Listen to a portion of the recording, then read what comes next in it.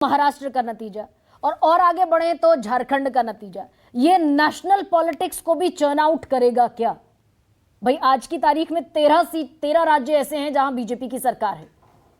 इसमें से हरियाणा और महाराष्ट्र और झारखंड, इन तीन को बेट पर लगा दीजिए। जम्मू कश्मीर में भी किसी की सरकार। जाहिर तौर पे अगर कांग्रेस पार्टी विनिंग स्ट्रीक में आती है तो उसका जो उसके बारे में जो परसेप्शन है, उसका जो परफॉर्मेंस है, उसमें एनहांसमेंट तो आप देखेंगे। हरियाणा से ही शुरू करिए। बीजेपी का एक बड़ा, और सब पत्रकारों को मालूम है खास तौर पे, कि एक बड़ा पेट एक मैसेज आता था एक जमाने में, an important personality will join the BJP today at this hour. पिछले कुछ दिनों से आना बंद है वो। कांग्रेस में बहुत सारे लोगों ने ज्वाइन किया है। आज एक ज्वाइनिंग, ये सब बीजेपी में ज्यादा होता था और उसको शेप ऐसे दिया जाता था जिससे एक परसेप्शन बिल्डअप होता था। कुमारी शैलजा नाराज थी। कुमारी शैलजा और भूपेंद्र सिंह हुड्डा को एक मंच पे दिल मिले या न मिले हाथ मिलाते रहिए करके कम से कम एक मंच पे दिखा दिया हाथ खड़े करके। लेकिन आज चुपके से अशोक तंवर जो पूरा 360 डिग्री घूम के आज उन्होंने कांग्रेस ज्वाइन कर लिया है। अब ये एक स्मार्ट मूव है। ऐसा नहीं है कि उनके आने से सारे लोग दलित जो बीजेपी को वोट देने वाले थे वो कांग्रेस को दे देंगे, लेकिन ये एक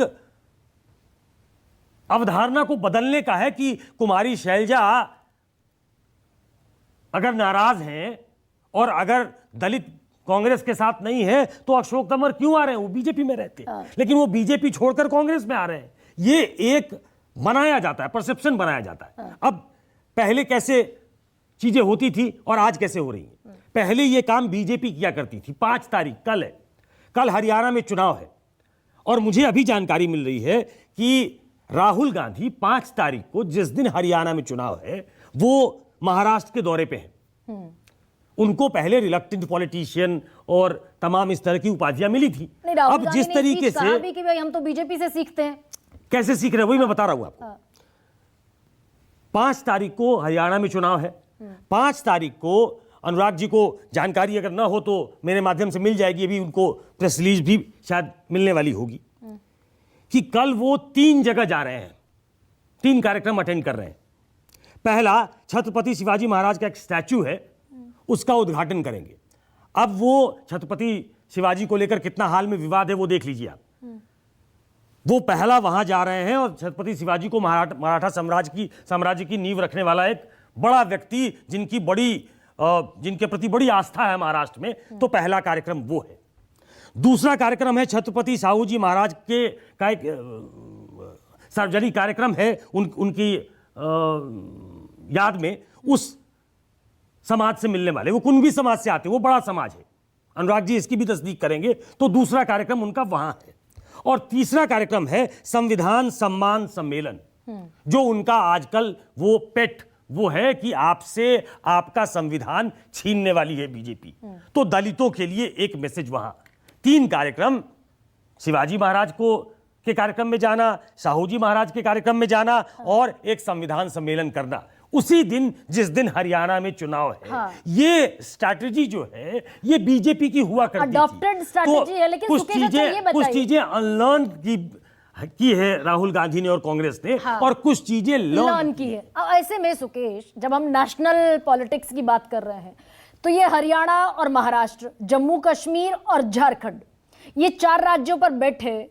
नेशनल पॉलिटिक्स में कुछ चर्निंग दिखेगी। भाई 240 आज है, बार बार ये कहा ही जाता है गठबंधन की सरकार है, नीतीश और नायडू को तो बार बार ऑफर है विपक्ष की तरफ से कि आए, तो वहां पे कुछ डिस्टरबेंस दिखेगा क्या? Let's not jump the gun.